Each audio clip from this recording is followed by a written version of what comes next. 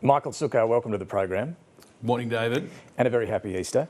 You too. Do you agree with Jane Hume? Is ending work from home for public servants a good idea in principle? Well, no, we've made very clear, David, that our views are that clearly work from home and flexible working arrangements since COVID, admittedly with the necessity of COVID, is a feature of our public service now. And there are many ways in which we can ensure productivity in the public service, as I think taxpayers would expect. But my view, and I've made this very clear in recent interviews, David, is we need to be attracting the best possible people to our public service. And I don't think we want to do anything that disincentivises really good people who do value flexible working arrangements. So touching work from home rules is not a good idea in any circumstance? We've made very clear, David, we have left that behind. We've heard very clearly, and we absolutely, on behalf of taxpayers, want to ensure we've got the best possible public service. I think that requires the best possible people, and I would expect that requires flexible working arrangements. Let's turn to housing, your portfolio. We were just talking about negative gearing. Joe Hockey once famously argued that there should be some winding back of negative gearing. Scott Morrison, as Treasurer, received Treasury advice on negative gearing that he ultimately rejected. What's wrong with hearing from the experts at Treasury on these tax breaks? Well, I don't necessarily think there's anything wrong. I think what's wrong, David, is the Prime Minister denying it. He denied to you. He looked down the barrel of a camera to millions of Australians and he flat out denied that it happened. The next day, Treasurer Jim Chalmers came out and rebuked him and made very clear that he had sought that advice, and then it went even further when the Housing Minister confirmed that they had looked at all options. So if the government is planning to abolish negative gearing and change CGT after the election, they've just got to come clear with the Australian people. We know they're itching to do it. As you quite rightly pointed out earlier, David, they went to 2 elections vehemently arguing for it. So we know they want to do it, and perhaps a minority government with the Greens will give them the opportunity to do what we know they want to do, and that's abolish negative gearing and alter CGT. On these tax breaks, on the policies themselves, you don't own as many properties as some politicians, but I think you own a few. Why does someone like you need these sort of tax breaks? Well, you're making assumptions there, David. A lot of people who own investment properties are positively geared. They're not by any means. So you're not a negative. You're not a negative gearer. Well, I'm just making the point. A lot of people who own properties are actually in positive gearing territory. Are you? I'd have to check my tax returns, David. I think I'm probably in positive gearing territory, although with rates increasing, who knows? The point is, though, David, if you you don't know if you're negative gearing. No, of course I know, David. So what are you negative gearing or not? Let's just make it very clear, David. I own a 1-bedroom apartment in Canberra that I live in for about half the year when I'm in Canberra. I'm not negatively gearing that property, so that's very clear. But another property? No, David, I'm not. You're not negative gearing a property? No, my properties are positively geared, but I didn't come on here to talk about my personal circumstances. But why does someone on a higher income need these sort of tax breaks? Well, David, the point here is it's a feature of our tax system.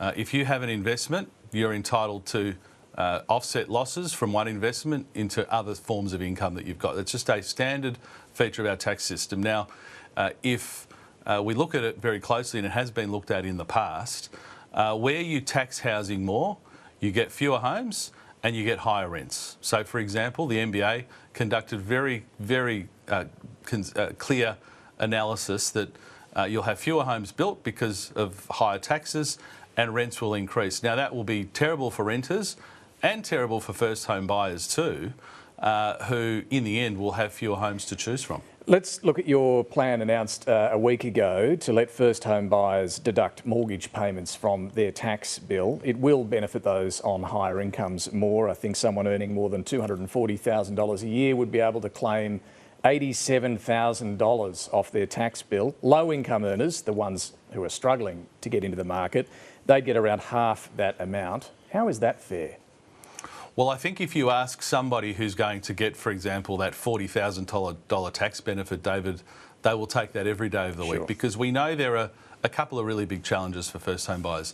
They can't service a mortgage and therefore they can't get finance, and the deposit hurdle is too high. Our plan is the only plan that seeks to address both, and not by providing them a grant, David, but by giving them some of their own tax back. And we do have a progressive tax system, so obviously the higher your tax bracket, the higher the effective rate of any deduction. But that's what I'm asking about. Why you need to give the highest income earners, who might also get some help from the bank of mum and dad to the tune of who knows how much, why do they need $87,000 in tax relief? Well, we've put in place income caps on the program, David. So unlike the Labor Party, who's removed income caps, we do have income caps in place. So ours is targeted. Just remind us what they are. 175 for singles and 250 for couples, which is the same caps that we've got in place for our changes to the home guarantee scheme. So we're targeting it to that first home buyer cohort, and I can assure you any first home buyer, whether we're talking about the average, so an average couple on full-time incomes who will save $55,000 over those 5 years, being able to put that towards the repayments on their mortgage gets them through that difficult period, and is ultimately, David, going to convert Australians from renters into homeowners, and that's the entire objective of this policy. And this policy, whichever way the election goes, should we remember this as Michael Sukkar's idea? No, you should remember it as a coalition, an important coalition initiative as part of a suite of initiatives. But you own this? You champion this? I'm very proud of this policy, absolutely. Well, of course, I'm the Shadow Housing Minister, David, but our policies are put forward by the entire coalition. But was it your idea? I'm the Shadow Housing Minister. I've been the Shadow Housing Minister this entire term. So I know that. Was it your idea? Obviously had a lot to do with it, David.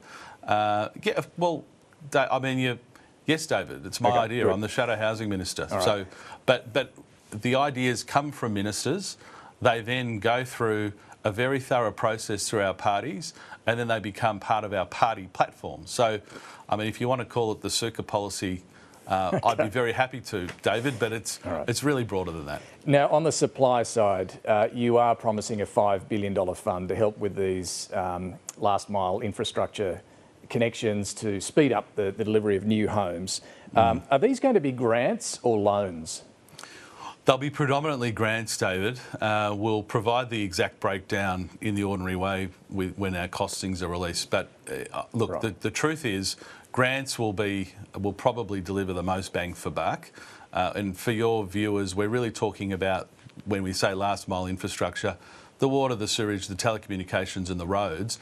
There are literally hundreds of projects around the country where you've got planning approval, all state approvals ready to go, but the homes can't be unlocked because there's no one who will fund the infrastructure. We want to step in and fund that infrastructure, and as I think the industry's made very clear to you and to many others, they view this as being probably the most important catalyst to get new supply into the market. A couple of other things in the housing space. The fastest growing cohort of homeless Australians are women over the age of 55. I'm sure you know that. They may have fled domestic violence. They might need crisis accommodation. What are you taking to this election to help them? Well, we'll continue to support the National Action Plan, which we started in government, and to this government's credit, they continued. This is really one of the few areas of bipartisanship, David. We brought in place a program, the Safe Places program. When we were in government, again, the government has continued the Safe Places program, which provides that sort of crisis accommodation. But also, the former government channelled a huge amount of funding into community housing providers, most of which have dedicated and specific projects for that cohort you're talking about, women older than 55, often with smaller superannuation balances, but not just for that cohort, but there is a lot targeted there. But on top of that, of course, Labor's put in place the Housing Australia Future Fund, which you want to scrap. Now, this fund, just earlier this year, committed $100 million for 42 crisis accommodation projects. What would happen to some of these projects if you win? Well, any projects that are underway will continue. I mean, that's not going to be affected. Obviously, we're very concerned with the Housing Australia Future Fund.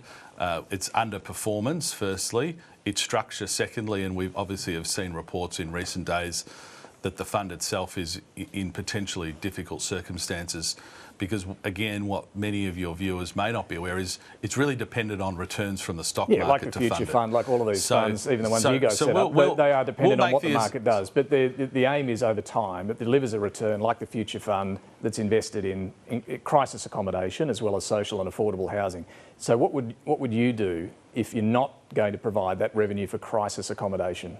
Well, we will continue to deliver it. We'll just deliver funding directly. I mean, we've from got the budget. Housing Australia, well, as we've always done, David. How much? I mean, we've always delivered funding. Well, we'll continue to fund the affordable housing agreements to the states, which is $1.8 billion. We'll continue to fund the affordable housing bond aggregator, which sits within Housing Australia, which has delivered many of these homes. This is a sort of a structure that the government inherited, and again, they've continued. That will continue. I think that one thing we'll need to determine, though, David, is if we are to win on the 3rd, is what the position is of the HAF, because I must say the sector has been very unhappy with the process. A number of projects that have been chosen over others that missed out, which at their face value seem to be quite questionable. So, look, the basic position will be where you've got projects that are going ahead, of course they'll continue. Look, I just wanted to ask you, I mentioned, it could be women fleeing domestic violence. I know this isn't your portfolio, but domestic violence is not an issue that's really featured much in this campaign at all, and yet women are still being killed at an alarming rate. What is the Coalition's plan to tackle this problem of domestic violence? Yeah, look, I understand, David, there'll be a little more to say from the relevant shadow, Susan Lee, over the next couple of weeks. I mean, obviously we've committed huge amounts to, additional amounts to the Centre for Countering Child Exploitation, which is wrapped into many of these things. Obviously, from a housing perspective, we've been very focused on the National Action Plan and the Safe Places program that I've just spoken about, and trying to continue with some continuity the action plan that has been, yes, developed under the Coalition, taken up by the government, and continue. One thing we don't want to do here is chop and change too much, because so many of these programs continue. We have a Royal Commission into Indigenous communities and child exploitation, again wrapped into some of those issues, around the periphery. But I do understand we'll have a bit more to say about it. But I think we don't want massive changes to what has been a relative level of continuity between governments, because these programs have a long lead time. Look, I want to turn to your other portfolio. You're the Shadow Minister for NDIS. We haven't heard much about the NDIS in this campaign either, to be fair. What are your plans for the NDIS? Well, one of the reasons why that is the case, David, is that what I've tried to do as Shadow Minister is not have the NDIS as a political football. I think even my biggest critics would agree that we've tried to work in a really cohesive way with the government, push them where we need to, criticise them where we need to. We supported the previous round of quite significant legislative changes whilst Bill Shorten was Minister, and we're able to get a whole lot of amendments through that bill that we wanted to see, and we're able to agree on it. So really we're at the point now, David, where there's a structure of quite significant changes to the NDIS.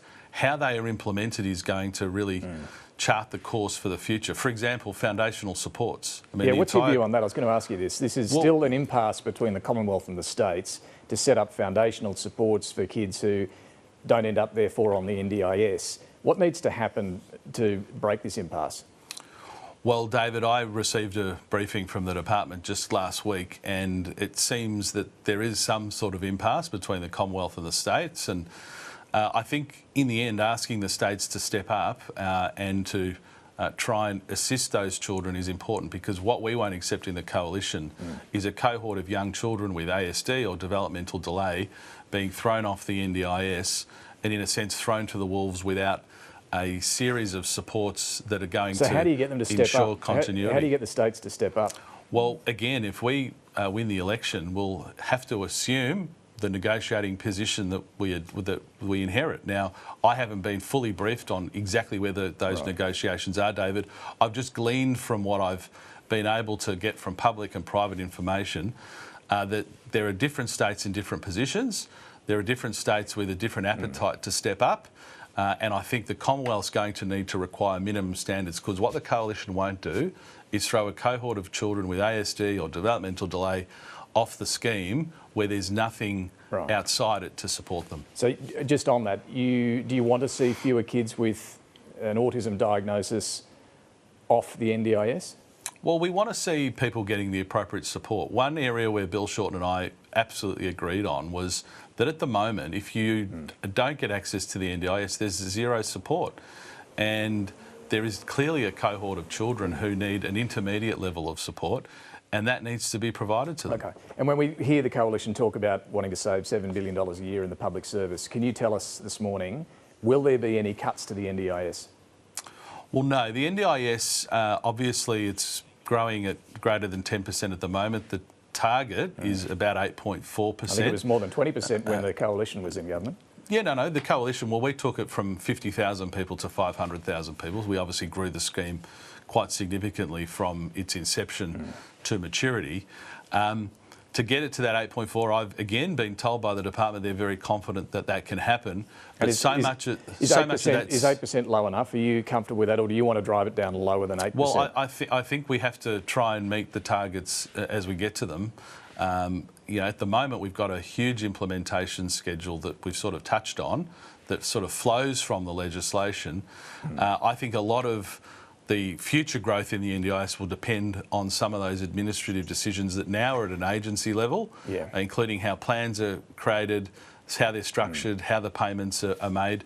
But in terms of the big picture, is 8% growth enough, or do you want a lower rate of growth? Well, I think if you look at the early actuarial studies, it didn't envisage that it would be that big. What should it be? But we've got to, at the moment, we are committed to the current trajectory. What does at the moment suggest? So the families who might be worried about what you might do here, you're suggesting you might want even lower than 8% growth? Well, David, you're asking me about things in the, distant future. What your plans are after the election, yes. No, because we've got a funding envelope now for the next 4 years. That is quite ambitious, though, I might say, to get growth down from where it is at the moment. So no change for the next 4 years. Is that how families should interpret it? No. Well, we have worked in a bipartisan manner on the NDIS. It's going to be hard to get it to the 8.4, David. Let's not underestimate how difficult that's going to be. My question is, you want to go further than that? You want to cut further than that?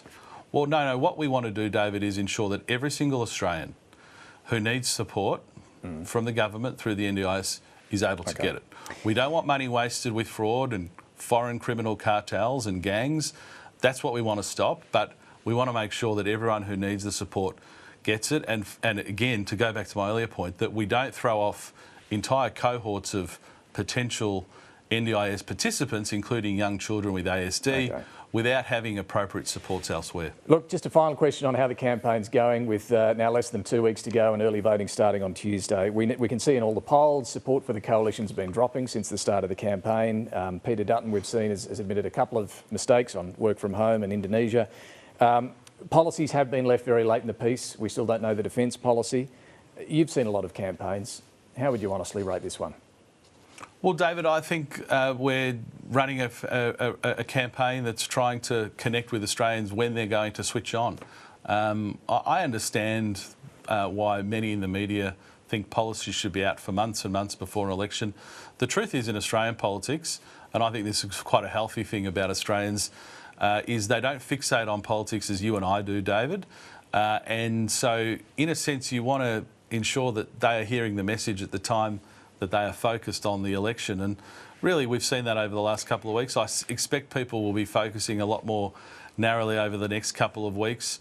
I think the main series of policies that we've got are all out and all there to be ventilated. And to go to some of Claire and Raf's points, it's now our duty to rinse and repeat those messages and try and ensure they hit as many when you look at the numbers, as possible. Do you think you'll win? Oh, we're in it to win it, David. Absolutely, we are in it to win it, and I can assure you, there's no one on our side waving a white flag. If we, as we were in the 2019 election, if we were slaves to polls, we would have given up then. All right, Michael Sukkar, thanks for joining us this morning. Thanks, David.